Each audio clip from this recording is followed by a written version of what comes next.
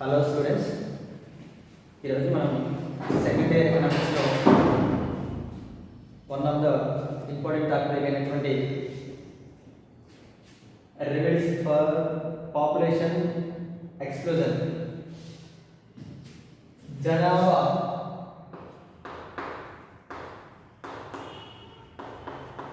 తగ్గించడానికి తీసుకోవాల్సిన చర్యలు, లేకపోతే జనాభాని ఏ విధంగా తగ్గిస్తాం. పాపులేషన్ పెరగడం వల్ల మెయిన్ ప్రాబ్లం ఏంటంటే జనాభా పెరుగుదల అనేది అన్ని దేశాలకు ఒకే విధంగా ఉండదు. ఫర్ ఎగ్జాంపుల్ మనలాంటి దేశాలను ఎగ్జాంపుల్గా తీసుకుంటే పాపులేషన్ అనేది మనకు కొంతవరకు బార్డన్ అనేది చెప్పుకోవాలి. ఎందుకు సార్ బార్డన్ అంటే ఇంక్రీజ్ అయినటువంటి పాపులేషన్కి ఆల్ టైప్ ఆఫ్ ఇన్ఫ్రాస్ట్రక్చర్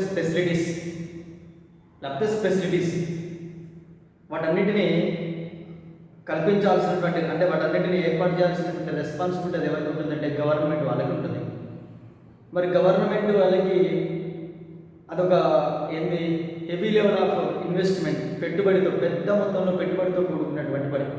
అంటే పాపులేషన్ బాగా ఇంక్రీజింగ్ అవుతుంటే హెల్త్ ఇంక్రీజ్ కావాలంటే హాస్పిటాలజీ కావాలి, ఎడ్యుకేషన్ కావాలి, ఓకేనా, ఎలక్ట్రిసిటీ కావాలి, వాటర్ కావాలి, ఓకేనా, ఆల్ టైప్స్ ఆఫ్ ఏమంటారు ఆల్ టైప్స్ ఆఫ్ ఇన్ఫ్రాస్ట్రక్చర్ మొత్తం కూడా ఏమి కావాలి, ఎక్స్పాన్షన్ చేయాల్సినటువంటి అవసరం ఎంతైనా ఉంది. At the same time food gains, ఆహార ధాన్యాలను కూడా ఇంక్రీజ్ చేసుకోవాలి. అర్థమైందా? అందరికి చూడండి, జియోగ్రాఫికల్లీ ల్యాండ్ అనేది ఎప్పుడైనా సరే ఇండియా మొత్తం టోటల్ ఓవరాల్ ల్యాండ్ అది ఎప్పుడు కూడా ఒకే విధంగా ఉంటుంది. It's not change. అంటే land supply is equal 0. Land ఏమైనా ఇంక్రీజ్ అవుతుందా? ఉంటాం ఇయర్లీ నో, ఇంక్రీజింగ్ కాదు. 1947లో ఎంతైతే ఉందో ఇప్పుడు కూడా జియోగ్రాఫికల్లీ ఇండియా మొత్తం మీద ల్యాండ్ అంతే ఉంది. అర్థమైనా?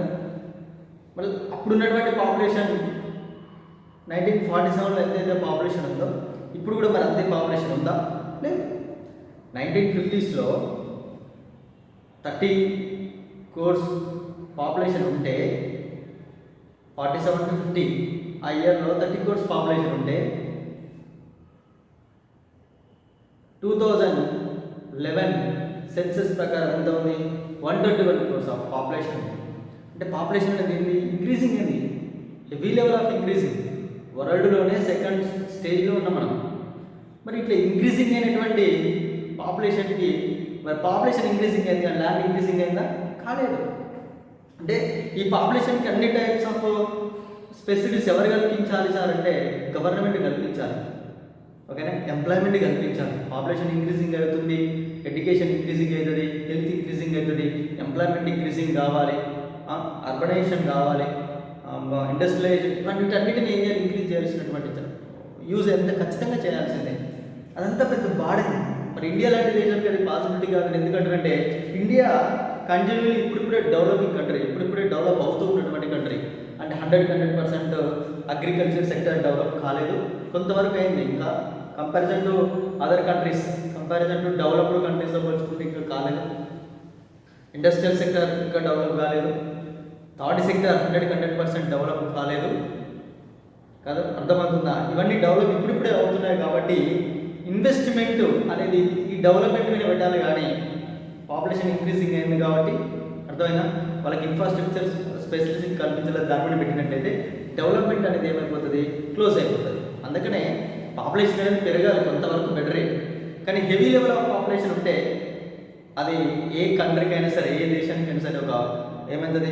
మెయిన్ ప్రాబ్లంగా ఉండడం అనేది జరుగుతుంది. మరి ఇండియా లాంటి దేశాలకు అది ప్రాబ్లం అనేది చెప్తున్నాను. మరి దాన్ని కంట్రోల్ చేయడానికి ఏ టైప్ ఆఫ్ ఫెసిలిటీస్ తీసుకుని కడుగుతాం. ఫస్ట్ ఏంటి? Expansion of the industrialization sector, లేకపోతే ఇండస్ట్రియల్ సెక్టర్, పారిశ్రామిక విస్తరణ. సెకండ్ ఏంటి? ఎంప్లాయ్మెంట్, ఉద్యోగిత. థర్డ్ ఏంటి? Equitable distribution of income and removal poverty, ఆదాయ సమానత్వం తగ్గించడం.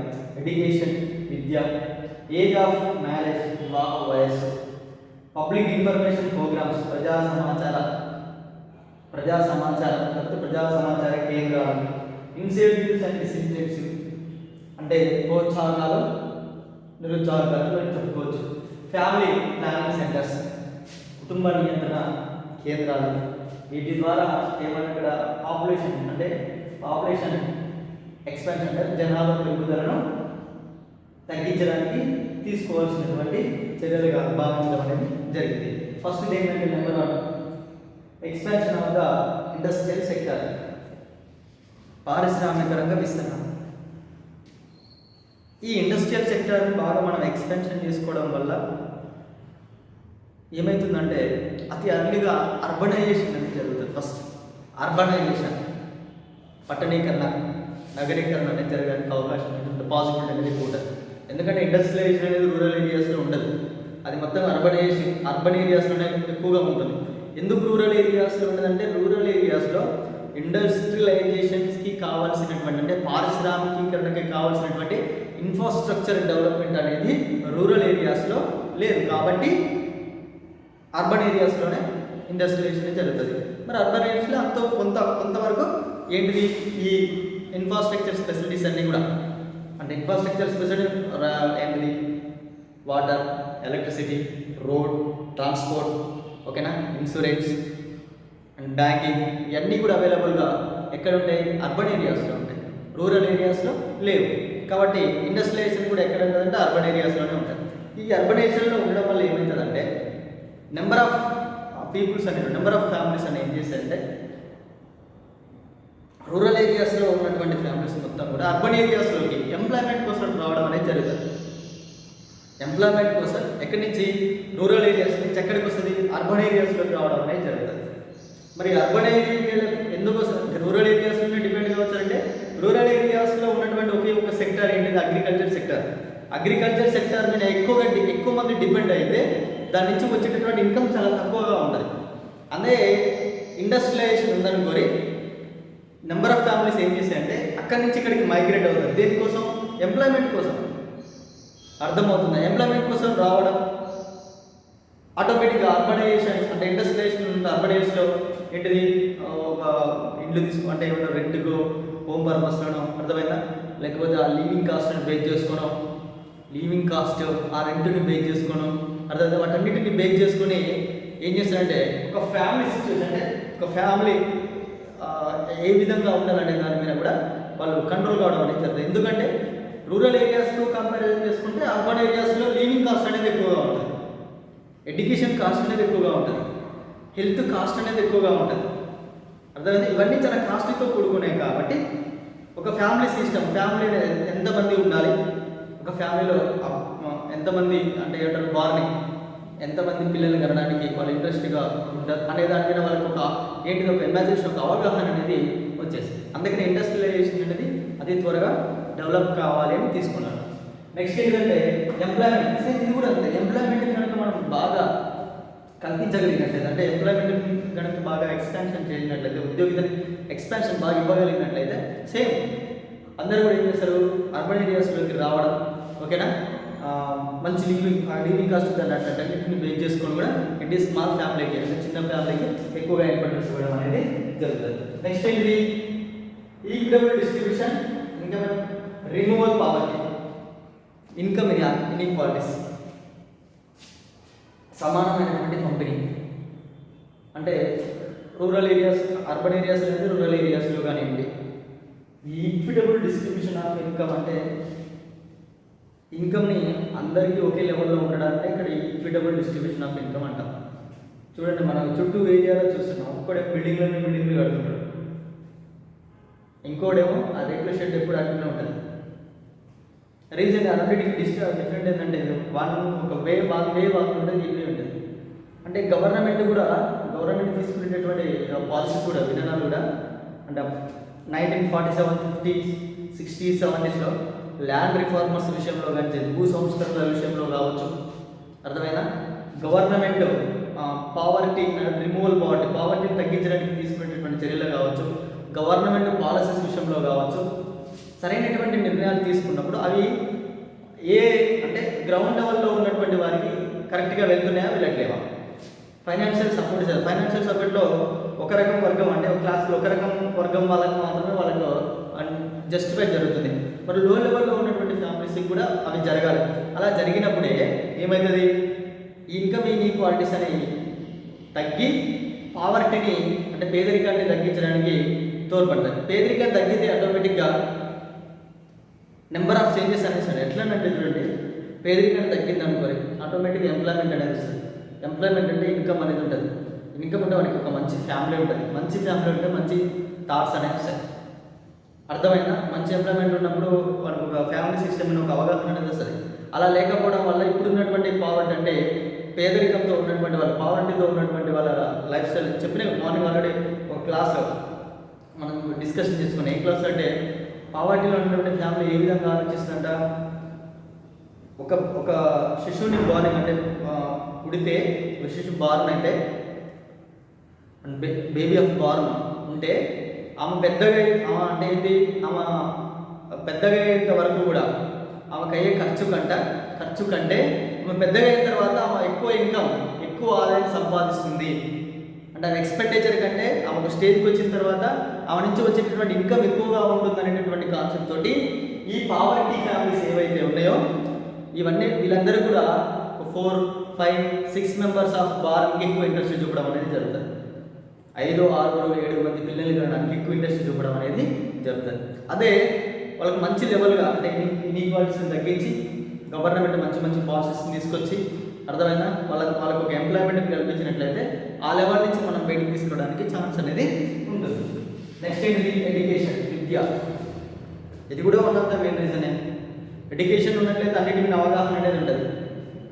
రూరల్ ఏరియాస్లో ఉన్న అర్బన్ ఏరియాస్లో ఉన్న వాళ్ళకి ఒక ఇమాజినేషన్ అంటే ఇది ఎక్కువ మంది ఉంటే ఏ విధంగా ఉంటుంది, తక్కువ మంది ఉంటే ఏ విధంగా ఉంటుంది, గవర్నమెంట్ ఏ విధమైనటువంటి పాలసీస్ తీసుకొస్తుంది, ఇప్పుడు ఉన్నటువంటి సిచ్యువేషన్స్ ఏ విధంగా ఉన్నాయి, హాస్పిటల్స్కి ఖర్చు ఏ విధంగా ఉంది, ఎడ్యుకేషన్ ఖర్చు ఏ విధంగా ఉంది, లైఫ్ స్టైల్ అనేది ఏ విధంగా ఉంది, అదే ఫ్యూచర్లో ఎక్కువ మందిని కన్నట్లయితే మనం మంచి చదివిస్తామా, మంచి ఎడ్యుకేషన్ ఇప్పించగలుగుతామా, మంచి లెవెల్లోకి పంపించగలుగుతాం, వాటన్నిటి మీద ఒక అవగాహన అనేది ఉంటుంది. మరి ఇప్పుడు ఉన్నటువంటి సిచ్యువేషన్లో ఇండియా మొత్తంగా చూసుకుంటే 75% ఎడ్యుకేషన్ మేల్, 66% ఎడ్యుకేషన్ ఫిమేల్, 65% మాత్రమే ఫిమేల్ ఎడ్యుకేషన్ అనేది ఉంది. అంటే ఏంటి, మహిళల్లో ఇంకా 30% నిరక్షరాస్యులుగానే ఉన్నారు. అంటే ఇంకా నిరుద్యోగులు, ఇంకా విద్య అనేది లేదు, ఎడ్యుకేషన్ అనేది లేదు. అదంటే ఏంటి, 30% మంది కూడా ఏంటి నిరక్షరాస్యులు కాబట్టి వాళ్ళకి ఒక ఫ్యామిలీ సిస్టమ్ మీద అవగాహన అనేది లేకుండా ఉండడం అనేది జరుగుతుంది. అదే మంచి ఎడ్యుకేషన్ లెవెల్స్ ఉన్నట్లయితే ఈ ఉమెన్స్ కూడా వాళ్ళ ఫ్యామిలీ మీద ఒక స్టెబిలిటీ, స్థిరమైనటువంటి డిసిజన్స్ తీసుకోగలుగుతారు. అర్థమైనా, మాకు ఒక పాప ఒక బాబు లేకపోతే 2 పాపలు 2 ఎవరైనా సంథింగ్ ఉంటే మంచి ఎడ్యుకేషన్ ఇప్పించగలగడానికి ఛాన్స్ అనేది ఉంటుంది. వాళ్ళని ఒక డాక్టర్ గానో, ఒక సైంటిస్ట్ గానో, ఒక లాయర్ గానో, ఒక ఇంజనీర్ గానో వాళ్ళ డ్రీమ్స్ అనేవి ఉన్నాయి. అంటే ఎక్కువ మంది ఉంటే కాదంటే ఎక్కువ మంది ఉంటే ఏంటంటే ఇప్పుడున్నటువంటి సిచ్యువేషన్లో లీవింగ్ కాస్ట్ అనేది ఎక్కువగా ఉంటుంది కాబట్టి మంచి ఎడ్యుకేషన్ని ఇప్పించగలుగుతారా ఇప్పించలేరా అనేది ఒక question mark.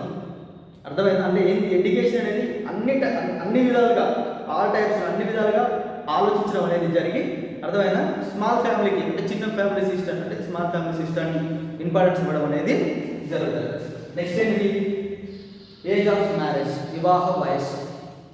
1947, 50s, 60s, 70s, 80s ఆ పీరియడ్లో రూరల్ ఏరియాస్లో కానీ కొన్ని అర్బన్ ఏరియాస్లో కూడా ఎర్లీ మ్యారేజెస్ అంటే లైక్ దట్ 14, 13 అర్థమైనా 12, 15 ఈ ఇయర్లోనే చాలామంది మ్యారేజ్ చేయడం అనేది జరిగింది. అంటే ఇప్పుడు అంటే యాక్ట్ అనేది రావడం, ఓకేనా, రూరల్ ఏరియాస్లోనైనా అర్బన్ ఏరియాస్లోనైనా సరే 18 ఇయర్స్ అమ్మాయికి రావడం, 21 ఇయర్స్ అబ్బాయికి కంప్లీట్ అయిన తర్వాతనే మ్యారేజ్ చేయాలనేటటువంటి ఒక యాక్ట్ని తీసుకోవడం అనేది జరిగింది. ఇంకా ముందు దీన్ని కూడా కొంచెం ఎక్స్ప్లెయిన్ చేయాలనేటటువంటి concept because of controlling the population concept అయితే ఉంది. అలా చేయడం వల్ల ఏమవుతుందంటే అర్లీగా మ్యారేజ్ చేసుకోకుండా కొంచెం లేట్గా చేసుకుంటే వాళ్ళకి వాళ్ళ లైఫ్ మీద ఒక అంటే ఎట్లా ఏ విధంగా ఉండాలనేది ఒక అవగాహన వస్తుంది. కాబట్టి పిల్లల విషయంలో కూడా వాళ్ళు జాగ్రత్తగా ఉండడం, డిసిజన్స్ తీసుకోవడం, అంటే హస్బెండ్ వైఫ్ కలిసి మంచి డిసిజన్ తీసుకోవడం అనేది జరుగుతుంది. అదన్నీ కూడా ఎడ్యుకేషన్, ఏజ్ ఆఫ్ మ్యారేజ్ ఇవన్నీ ఉంటే ఆటోమేటిక్గా సెట్ అవుతుంది. నెక్స్ట్ ఏంటి, పబ్లిక్ ఇన్ఫర్మేషన్ ప్రోగ్రామ్స్. అంటే పబ్లిక్ ఇన్ఫర్మేషన్ ప్రోగ్రామ్స్ ఏంటంటే ఎక్కడెక్కడ అంటే మన లాంటి ఇండియా లాంటి దేశాలలో ఈ పబ్లిక్ ఇన్ఫర్మేషన్ ప్రోగ్రామ్స్ అనేది జరిపారు. ప్రజా సమాచార పద్ధతులు ఏ విధంగా అంటే చిన్న కుటుంబం పెద్ద కుటుంబాలు ఉండడం వల్ల వచ్చేటటువంటి ప్రాబ్లమ్స్ ఏ విధంగా ఉంటాయి, చిన్న కుటుంబం వల్ల మంచి ఏ విధమైనటువంటి అడ్వాంటేజెస్ ఉంటాయి కదా. అప్పుడు public information programs, incentives and disincentives, ప్రోత్సాహకాలు ఏ విధమైనటువంటి బెనిఫిట్స్ ఉంటాయి, పెద్ద కుటుంబాల వల్ల జరిగేటటువంటి ఇబ్బందులు ఏ విధంగా ఉంటాయి. అర్థమైనా? మీరు ఫ్యామిలీలో ఒక్కరు ముద్దు ఇద్దరు హద్దు ఆ తర్వాత వద్దు, ఒక్కరు ముద్దు ఇద్దరు హద్దు ఆ తర్వాత వద్దు అనేటువంటి విధానాన్ని ఇండియా ఫాలో అయ్యింది. అర్థమైనా? అలాంటి స్లోగన్స్ ద్వారా రూరల్ ఏరియాస్లో కానీ అర్బన్ ఏరియాస్లోకి వెళ్ళి ప్రజలందరినీ కూడా అర్థమైనా మ్యారేజ్ అయినటువంటి పర్సన్స్ ఎవరైతే ఉన్నారో వాళ్ళందరినీ కూడా కొంచెం మొబిలైట్ చేయడం వల్ల ఏం చేస్తారు, స్మాల్ ఫ్యామిలీ చిన్న ఫ్యామిలీకి ఇంపార్టెన్స్ ఇవ్వండి అని వాళ్ళకి ఇన్ఫర్మేషన్, దానివల్ల వచ్చేటటువంటి అడ్వాంటేజెస్ అండ్ డిసడ్వాంటేజెస్ కూడా వాళ్ళకి చెప్పడం. అడ్వాంటేజెస్ అంటే మీరు ఒక్కరు లేదా ఇద్దరిని కానీ మీరు పిల్లల్ని ఆపేసినట్టయితే అంటే ఫ్యామిలీ అంటే ఏంటిది ఫ్యామిలీ ప్లానింగ్ సిస్టమ్ని మీరు ఫాలో చేసినట్టయితే మీకు గవర్నమెంట్ ఒక 10,000 రూపీస్ ఇస్తుంది. అర్థమైనా? ఇద్దరిని కనుక అంటే మీకు ఒక ఇన్సూరెన్స్ ఫెసిలిటీస్ని కల్పిస్తుంది. ఇలాంటి ఇన్సెంటివ్స్ అదే చెప్పినా కూడా వినకపోయినట్లయితే డిసెంటివ్స్ అంటే మీకు ఇలా గవర్నమెంట్ వచ్చేటటువంటి పాలసీస్ మీకు రావు. మీరు చెప్పిన ఇద్దరి కంటే ఎక్కువ అంటే ముగ్గురు కానీ నలుగురు కానీ మీరు పిల్లలు కన్నట్టయితే డిసెంటివ్స్ అంటే మీకు గవర్నమెంట్ నుంచి వచ్చేటటువంటి పాలసీస్ ఏవైతే ఉన్నాయో బెనిఫిట్స్ ఏవైతే ఉన్నాయో అవి రావు అనేటటువంటి విధానాలని రూరల్ ఏరియాస్లోకి వెళ్ళి దానివల్ల వచ్చేటటువంటి ఏంటిది లాసెస్ అన్నింటిని కూడా చెప్పడం అనేది జరుగుతుంది. నెక్స్ట్ ఏంటి ఫ్యామిలీ ప్లానింగ్ సెంటర్స్, కుటుంబ నియంత్రణ కేంద్రాలు కూడా గవర్నమెంట్ ప్రొవైడ్ చేస్తూ ఫ్యామిలీ మీద అవగాహన కల్పించడం కూడా జరుగుతుంది. ఎవరైనా పెద్ద ఫ్యామిలీకి ఇంపార్టెన్స్ ఇచ్చే వాళ్ళు ఉంటాయి. ఇప్పుడు ఊళ్ళలో ఆశా వర్కర్స్ అనేది ఉంటారు, మీకు ఐడెంటిఫై ఉంటుంది. ఆశా వర్కర్లు అనేవి ప్రతి ఊళ్ళో ఉంటారు కూడా. ఆ ఊళ్ళో ఎవరైనా సరే ఎవరైనా ఒక ఉమెన్ ఎప్పుడైతే అంటే ప్రెగ్నెంట్ అవుతుందో ఏమంటే వాళ్ళు వచ్చి ఇన్ఫర్మేషన్ హాస్పిటల్కి వెళ్తూనే ఉంటారు. ఇన్ఫర్మేషన్ ఎందుకు డాటా చేస్తారంటే అది ఫస్ట్ లేకపోతే సెకండ్ థర్డ్, ఓకేనా, ఫస్ట్ సెకండ్ కానీ థర్డ్ కానీ వెంబడే కూడా హెచ్చరిస్తే ఖచ్చితంగా చెప్తుంది. ఆ డాటా అనేది ఆటోమేటిక్ గవర్నమెంట్కి వెళ్ళిపోవడం అనేది జరుగుతుంది. హెచ్చరించి చెప్తుంది. దానివల్ల జరిగేటటువంటి అంటే అడ్వాంటేజ్ డిసడ్వాంటేజ్ అన్నీ కూడా వాళ్ళకి ఎక్స్ప్లెయిన్ చేయడం అనేది జరుగుతుంది. ఓకేనా? ఈ విధంగా తీసుకోవడం, ఈ టైప్ ఆఫ్ యాక్టివిటీస్ వల్ల ఏమవుతుందంటే మనకు పాపులేషన్ ఎక్స్ప్లోజన్ కాకుండా కంట్రోల్ చేయడానికి ఛాన్స్ అనేది ఉంటుంది. ఇది 10 మార్క్స్కి మీకు ఉన్నటువంటి one of the important question.